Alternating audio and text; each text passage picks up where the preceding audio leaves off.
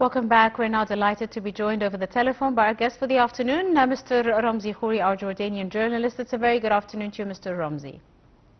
Good afternoon to you, Angie. Thank you so much, sir, for your time. And let's start by the recent announcements by Hamas that it said it has responded in a positive spirit, which is a quotation, to the U.S. brokered Gaza ceasefire proposal, and announced that they're prepared to enter talks on implementing the deal. How do you see this recent announcement, Mr. Ramzy? It seems to be very serious, Angie. It seems to be very serious from the three fronts. The Palestinians obviously discussed it, the different groups discussed it together, and Hamas gave its reply, which was a positive reply. What we're seeing inside of the Israeli government is serious action towards reaching ceasefire.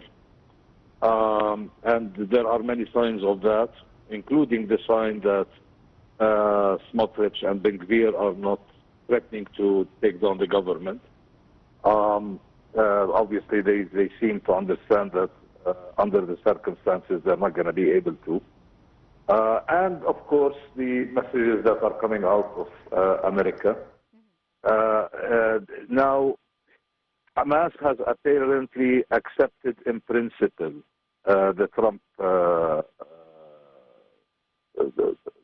document, but they are going to discuss details in Egypt. A Qatari delegation is already in Egypt for that purpose. And it looks like it is possible. If you want, we can get into the details of what has leaked. Yes, but indeed. Really, the animal is in the details. Apparently, it's a ceasefire for 60 days. 60 days, so yes, as announced by U.S. President Trump, yes. Yes, this is not a permanent ceasefire whatsoever. Yes. But food and medical aid will enter Gaza immediately on day one. Okay. And it will be distributed through the United Nations as well as through the Palestinian Red Crescent. No longer the GHF, yes. Yes. So that is a great welcome element. Move, yes. But the Israelis will pull out of the north of Gaza on day one, but we don't know to where they will pull out. So they will retreat, but to which point, this is left for discussions and negotiations. Okay. Then on day 7, they will pull out from the south of Gaza. Again, we don't know to where they are going to go. So this is not at all clear in whatever has been proposed, but then again, this is going to be left for discussions. And negotiations for a permanent ceasefire will start immediately. Okay. So within the 60 days, under guarantees of Egypt and Qatar, possibly Turkey, by the way, this is the news is leaking that maybe Turkey is going to also be a guarantor. But the most important element is that there will be a Trump guarantee for for ceasefire over the first 60 days. The other thing that has come out is that if negotiations are serious for a permanent ceasefire, then Trump will also push for if you like, a continuation of the negotiations under a ceasefire beyond the 60 days. All right. Now, all of these ifs are always a problem because on the other side, if Israel wants to go back to war, what is going to stop it from going back to war? So the ifs are ifs that could be positive or negative, LG. And this is how it is. As for the exchange of prisoners, yes, again, we are talking about a first exchange immediately upon the start of ceasefire, and then another one and another one until On the 60th day, the remaining 8 corpses will be delivered by Hamas.